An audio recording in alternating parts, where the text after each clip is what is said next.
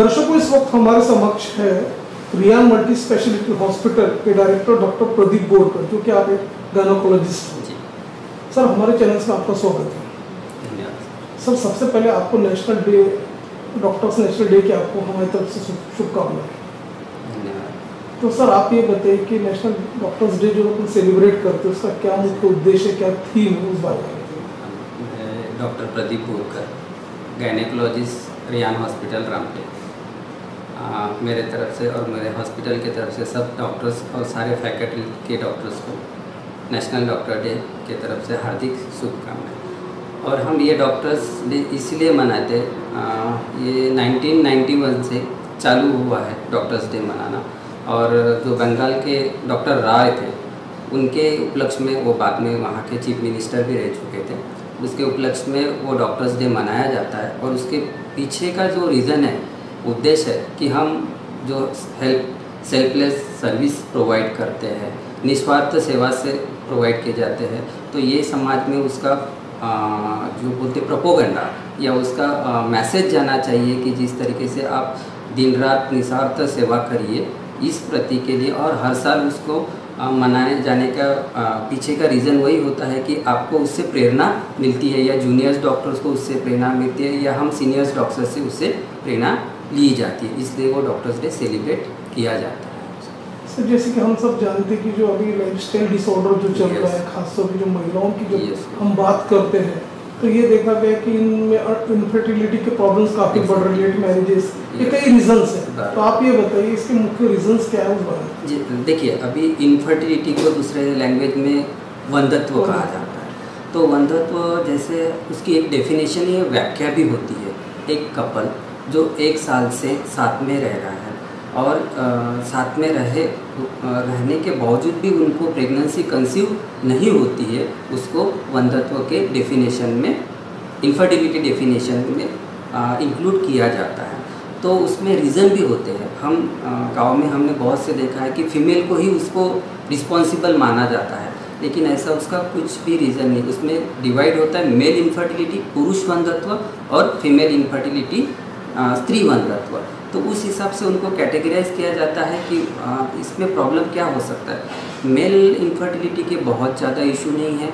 अगर उनकी शुक्राणु की जांच किए और कुछ हार्मोन्स की जांच किए, उससे हमको पता चल जाता है कि पुरुष वंध्यत्व है या नहीं है। हम उसमें अगर सीमेन एनालिसिस जिसको बोलते हैं, स्पर्म एनालिसिस बोलते हैं, अगर उसमें वो क्लियर हो जाता है तो हम उनको स्टॉप कर देते हैं। और फिर हम देखते हैं कि फीमेल इनफर्टिलिटी में, अभी फीमेल इनफर्टिलिटी में hormonal problems, delayed marriage problem, और अभी बहुत ज़्यादा है लाइफस्टाइल, जैसे आपने बोला लाइफस्टाइल डिसऑर्डर, तो उसमें सबसे बड़ा होता है पीसीओडी। पीसीओडी की वजह से उनको इरेगुलर मेंसेस, जो महीने की दिक्कत होती है, वो बहुत ज़्यादा होती है। उससे अनओवुलेटरी साइकिल होते हैं, मतलब जो बोलते हैं कि बीज न बनना, तो उसके वजह से भी उनको इनफर्टिलिटी का प्रॉब्लम हुआ जाता है। फिर उसके बाद में जैसे जैसे एज बढ़ता है, उनका जो वहम रहता है, एग रहता है, या बीज बोलते हैं हम उसको, उसका क्वांटिटी प्लस क्वालिटी, ये दोनों कम हो जाते हैं। जैसे स्त्रियों में कुछ लिमिटेड सोर्स होते हैं एग्स के, विथ रिप्रोडक्टिव एज ग्रुप वो कम होते जाते हैं, तो वैसे ही उनका जो फर्टिलिटी पीरियड है वो भी कम हो जाता है। तो इसके वजह से एज फैक्टर बहुत ही इसमें मायने रखता है। और तीसरा फैक्टर है कि मतलब हार्मोनल प्रॉब्लम, थायराइड हो सकता है, शुगर हो सकता है, बीपी हो सकता है उनको, या फिर अदर कॉजेज़ भी उसमें इंक्लूड किए जाते हैं, उसमें ओबेसिटी लाइक दैट। ऐसा ये भी देखा गया कि अपन जैसे इम्बैलेंस जो है पर्टिकुलरली महिलाओं में, जैसे ओवरी इन्फेक्शंस की प्रॉब्लम या मेनिस्ट्रुअल इन्फेक्शंस के प्रॉब्लम जो आ रहे हैं महिलाओं में, यस, तो उसकी वजह से ये भी देखा कि उनको काफ़ी समस्याओं का सामना करना पड़ा। एग्जैक्टली। ठीक है। तो खासतौर पे जो हार्मोनल इम्बैलेंस हो गया, तो जो एनीमिया है, इसकी भी प्रॉब्लम फेस कर रही महिला। तो आप ये बताइए, तो ये जो समस्या का जो चल रही है, इसका किस तरह से निदान हो सकता है, किस तरह की उनकी लाइफस्टाइल होनी चाहिए? एग्जैक्टली। तो जैसे आपने बताया कि एनीमिया, रक्ताशय बोलते हैं हम इसको, खून की कमतरता, इसको हमको करेक्ट करने के लिए अवेयरनेस लाना बहुत ही ज़रूरी है। गांव में, शहर में तो काफ़ी अवेयरनेस है, लेकिन अभी भी गांव में इस चीज़ के लेके अवेयरनेस नहीं है। मेरे पास में काफ़ी पेशेंट आते हैं कि मुझे मतलब बोलते हैं कि सांस लेने में दिक्कत हो रही है, या इजी फटिलिटी मतलब जल्दी से थकावट महसूस होते हैं, तो हम देखते हैं उसके बाद में कुछ एग्जामिनेशन करके और ब्लड इन्वेस्टिगेशंस, तो ऐसे पेशेंट में पाया जाता है कि बहुत खून की कमी है। तो हम ये देखते हैं कि रूरल पॉपुलेशन में ये बहुत ज़्यादा होता है। तो फिर उसके पीछे का रीज़न अवेयरनेस नहीं होता कि वो लास्ट तक के, जैसे मेंस्ट्रुअल, किसी को menstrual problem, excessive menstrual bleeding बहुत ज़्यादा होती है, उनको लगता है, मैंने 4-5 पेशेंट को पूछा आप इतना सारा मेंसेस जा रहे थे, आपने डॉक्टर को क्यों नहीं दिखाया? तो बोले वो ख़राब खून है ना डॉक्टर साहब, वो जाने दीजिए, कुछ नहीं होता। लेकिन उनको वो चीज़ नहीं पता है कि ये बॉडी का खून जा रहा है करके, और उसके वजह से उनको वो रक्ताशय एनीमिया वो होता है। तो ये एक रीज़न है। दूसरा होता है कि आयरन टैबलेट उनको पता ही नहीं है कि हमको आयरन डिलीवरी के पहले भी लेनी है, प्रेगनेंसी में भी लेनी है, और डिलीवरी के बाद में भी 6 महीने तक के लेनी है। वो भी आज तक के उन लोगों को पता नहीं। जब हमारे पास में आता है तब उनको ये सारी चीज़ें बताई जाती है। तो ये कारण रहता है। और तीसरा होता है जो मेंस्ट्रुअल इरेगुलरिटी जो आपने बोला है, ये मैं पहले बोलता लाइफस्टाइल डिसऑर्डर आजकल के वजह से, मतलब लाइफस्टाइल में इतना डिसबैलेंस हो गया है। आप फास्ट फूड ज़्यादा ले रहे हो, आप ऑर्गेनिक कुछ भी नहीं खा रहे हैं, उसके बाद में फैटी डाइट ज़्यादा ले रहे हैं, लिक्विड इंटेक नहीं है, आप कोल्ड ड्रिंक्स ज़्यादा ले रहे हो, मतलब ये लाइफस्टाइल सारी चीज़ें, स्ट्रेस बहुत ज़्यादा आ गया, आपकी एक्सरसाइज कम हो गई है, इसके वजह से आपको हार्मोन्स इरेगुलरिटी के बहुत प्रॉब्लम फेस करनी है। सर, जब हम प्रोफेशनल महिलाओं की जब बात करते हैं तो उन लोगों की भी देखा गया अपन एक तरह से sedentary lifestyle, lack of exercises, और सेकंड थिंग थायराइड के प्रॉब्लम है, हाई कोलेस्ट्रॉल है, हाई बीपी है, ये सारी चीज़ों को वो सामना कर रही है। तो उनमें अवेयरनेस नाम की अभी कोई चीज़ नहीं है।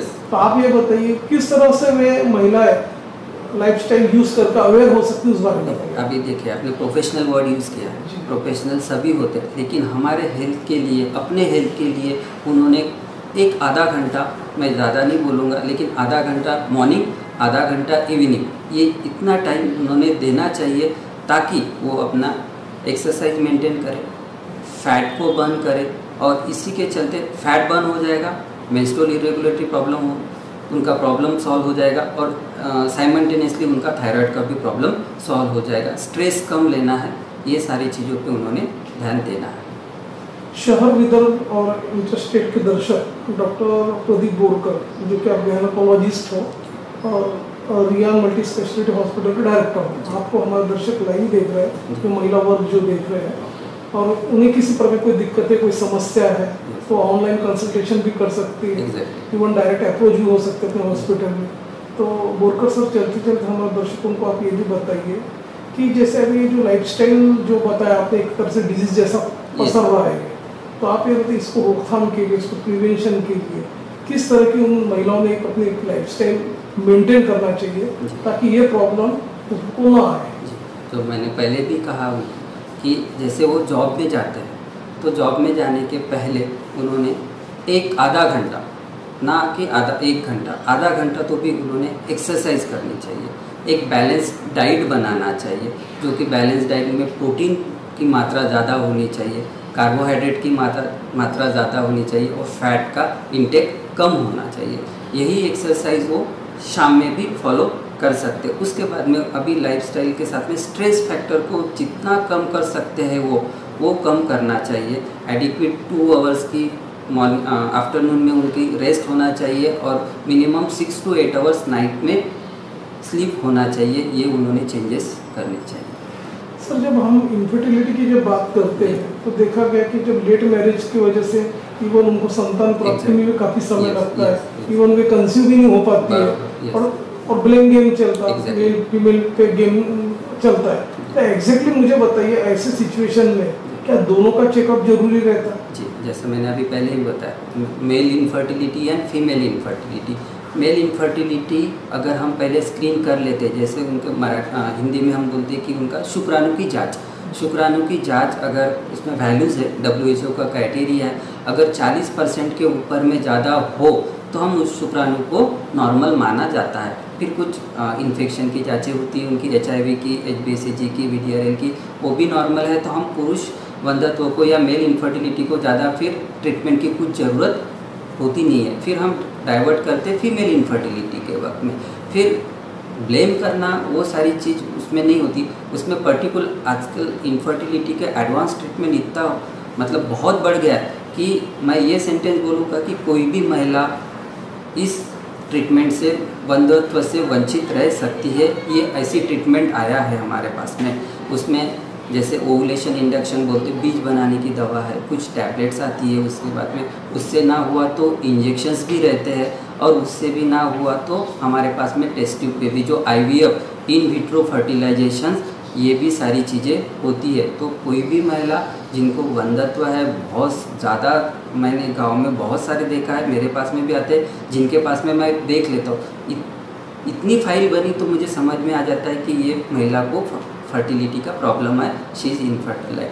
तो वो बाद में बताती है कि हाँ सर मैं ये डॉक्टर के पास भी गई थी, ये इवन वो बोल भी रहे थे कि मुझे किसी ने कुछ बताया था कि आपके पास जाना है करके।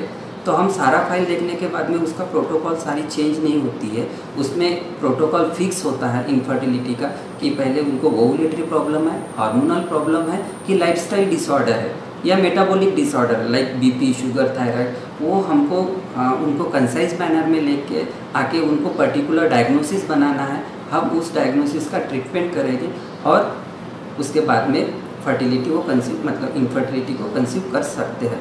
स्टिल मेरे पास में कोई पेशेंट आता है, डॉक्टर साहब मेरी सारी रिपोर्ट्स तो नॉर्मल है, फिर मैं कंसीव नहीं हो रही हूँ, तो दैट इज अनएक्सप्लेन इनफर्टिलिटी। किसका मेजर कॉज ना होते हुए भी प्रेगनेंसी नहीं रुक रही है, तो दैट इज अनएक्सप्लेनेटरी इनफर्टिलिटी। उसका चॉइस होता है कि आप उसके लिए थोड़ा मतलब अफोर्ड कर सकते हैं तो आप टेस्ट ट्यूब बेबी IVF जिसको बोलते हैं हम, इन विट्रो फर्टिलाइजेशन भी हम उसके लिए ट्रीटमेंट ऑफ चॉइस होता है उसको, लेकिन उसका थोड़ा कॉस्ट पड़ता है, इसीलिए रूरल पॉपुलेशन उसको थोड़ा सा नज़रअंदाज करती है और डॉक्टर चेंज करते रहते हैं, ये है उनका। तो उनको यही कहना है कि डॉक्टर चेंज करके कोई फ़ायदा नहीं है, ट्रीटमेंट प्लान में कुछ भी डिफरेंस नहीं होता है। और हर एक स्त्री को मैं यहाँ से आपके माध्यम से आह्वान करता हूँ कि कोई भी एक भी स्त्री कोई भी बंधत्व से वंचित नहीं रह सकती है, क्योंकि उसका काफ़ी अच्छा ट्रीटमेंट और अच्छे लैब्स अभी अवेलेबल इंडिया में आ चुके हैं। सर जो दूर दराज के दर्शक आपको लाइव देख रहे हैं, इवन आपका जो रिया मल्टी स्पेशलिटी हॉस्पिटल इस संभाग में काफ़ी चर्चित है लोगों के बीच में।